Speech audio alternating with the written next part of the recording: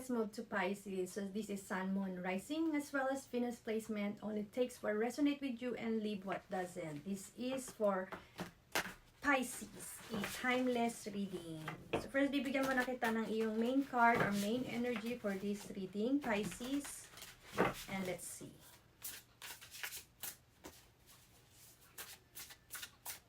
So, bilang si Neptune is nasa bahay na ni Aries, no? And then si Neptune is your ruling planet, no? Mas na ilalabas mo ngayon. Mas may tapang kang magsalita, ilabas kung ano yung mga nararamdaman mo, no? Dahil lang iyong ruling planet is nasa bahay ni Aries, which is action. Si Aries ay isang action at laging nauuna sa lahat. Okay, so this is your main card for Pisces. So I have the King of Swords. Napakaganda, no?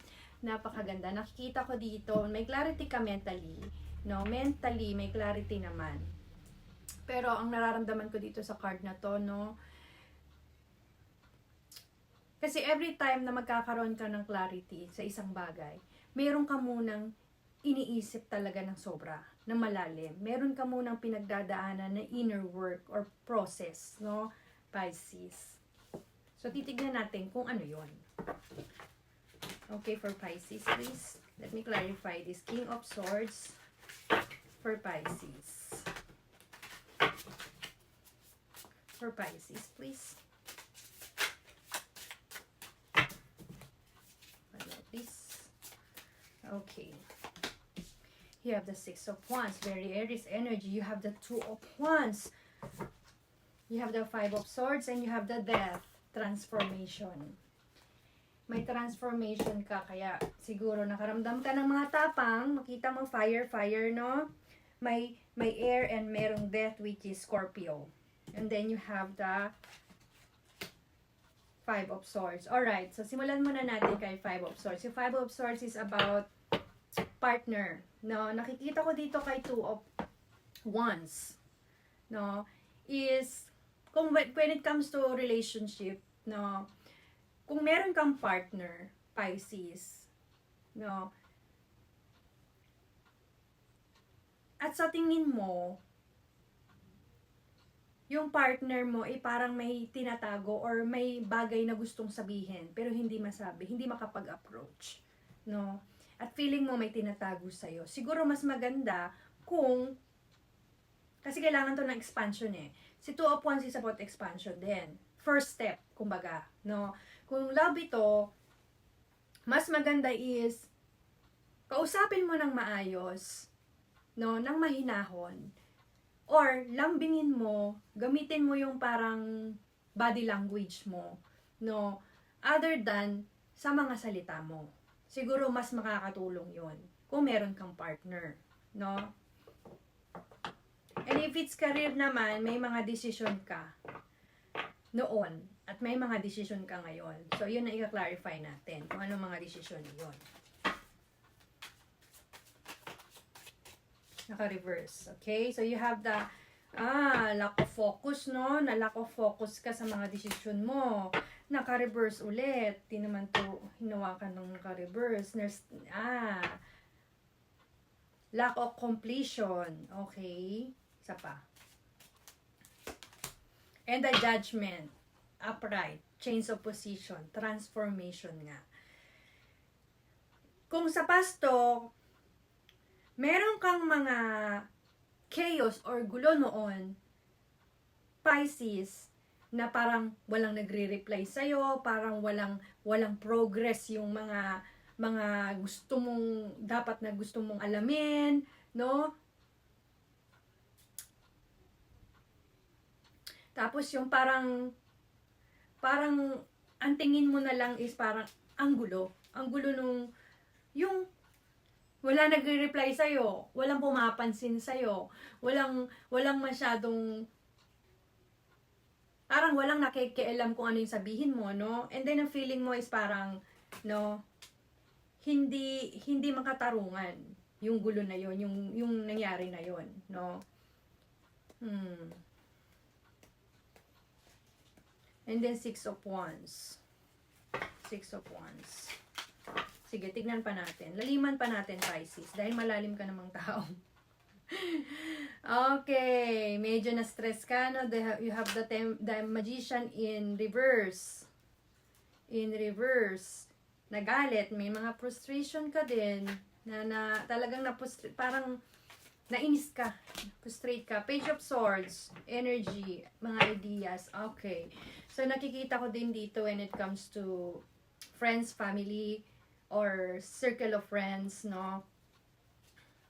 Marami kang naging curious, no? Curious ka, no? Parang ito yung nagbigay sa'yo ng, kumuha ng energy mo talaga, Pisces, no? Kumuha ng energy mo. But, because you have the King of Swords and you have the Death, ibig sabihin nito is transformation. Pagdadaanan mo yung mga ganitong bagay, dahil kapag dumaan ka sa ganito, ibig sabihin nito, kalinawan. Kalinawan ng isip, kalinawan ng emosyon, kalinawan ng mga bagay-bagay, no? So, maganda ito.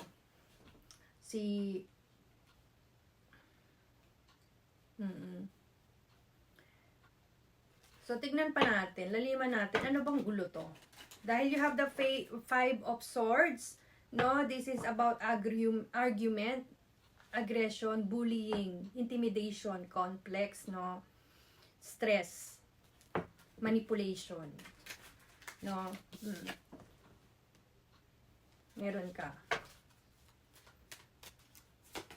You have the Justice, oo. Legal, matter, fairness, balance, no? Justice, self-doubt, no? Nag-self-doubt ka, may parang abuse of power, no? And then, ang sagot sa'yo, parang pagkatapos na nangyari, gano'n na lang, magkakalimutan na lang tayo. No? And then you have the 3 of Wands, finally lumabas. Oo. May preparation ka. No? Parang prepared ka naman. Parang alam mo naman na yung gano'n yung sistemang ginagawa nila. Alam mo, no? Alam mo yung mga gawain nila, gano'n. Alam mo yung mga, kasi may Justice ka rin dito, may 3 of Wands ka pa. Diba?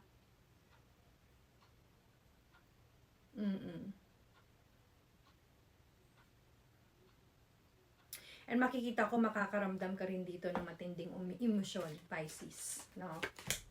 Let me clarify that. Yes, nostalgia, stress, breakdown, imbalance, tension, no?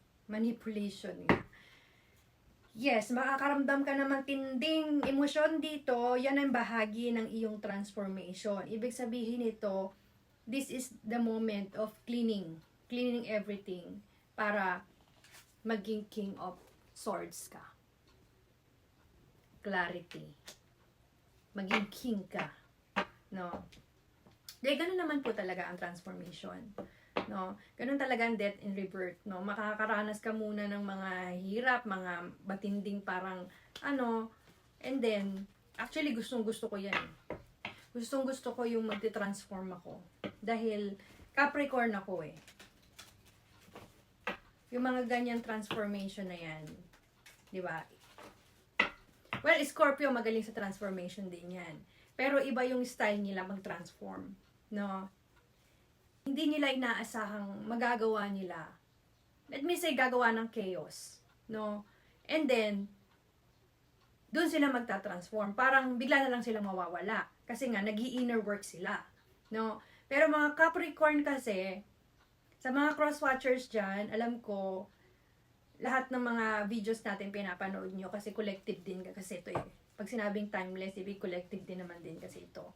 So, sa mga collective natin, isi-share ko sa inyo kung ano yung mga personalities ng mga each signs, no? While we are reading the Pisces timeless reading. Okay, so ang Capricorn kasi, kapag yan sila nag-transformation or nag-transit, no? From death to rebirth, ano yan sila? Deep sila mag-isip, planning sila mag-isip, no? Pinaplano lahat ng bagay bago gumalaw at magsalita. Ganyan ang mga Capricorn, no? Ang Pisces naman, which is binabasa natin ng Pisces, minsan ang mga Pisces hindi alam kung paano i-control yung sitwasyon ng transformation, no? Mayroon silang time na gagawa ng hindi rin nila inaasahan, which is hindi gagawa, magsasalita ng hindi nila inaasahan. And then, dun sila mag-deep process sa nila, sa internal nila. And then, meron ding mga Pisces na totally salita lang. Totally talagang hinaharap nila, no?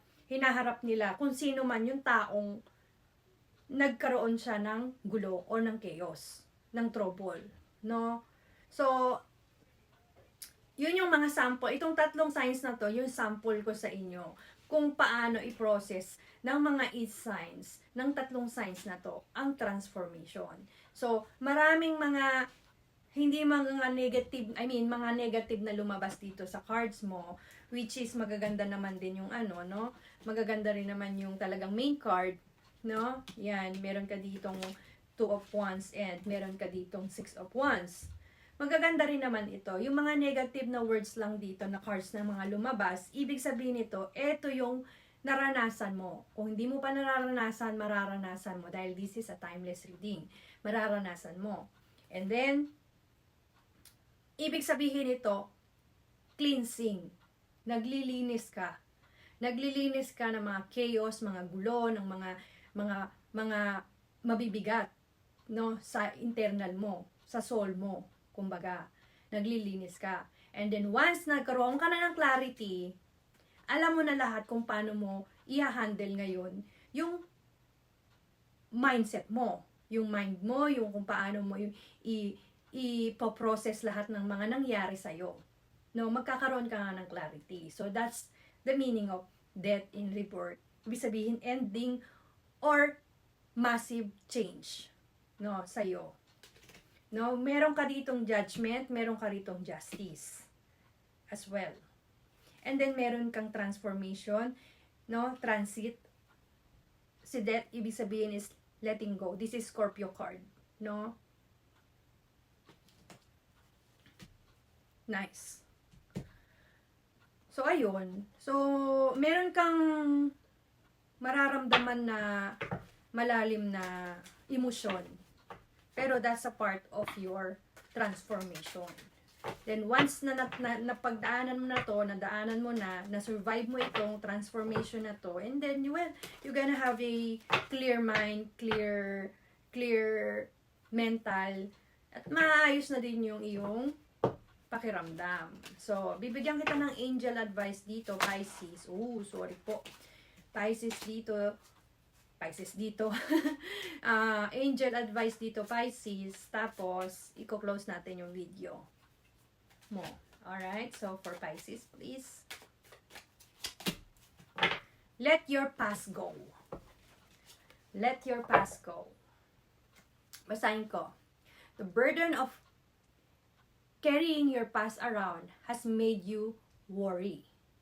Dear one, it's time to set this burden down, keep only the lessons and the love, and leave everything else behind. You don't wait it or need it. No, you don't want it or need it. And it's now gone. Transformation nga. I-let go mo, i-release mo na ito. At kung hindi mo ito marirelease, kung hindi mo magagawa ng paraan ito, na i-release mismo, i-process na i-release sa katawan mo, sa internal mo or sa inner mo, hindi mo siya ma-release kahit anong gawin mong gusto mong i-release, ang gawin mo is, gawan mo ng paraan externally. Action. Gawan mo ng paraan para mapanatag ka, magkaroon ka ng peace of mind. So that's your reading, Pisces, and I hope it resonates, and see you in my next one.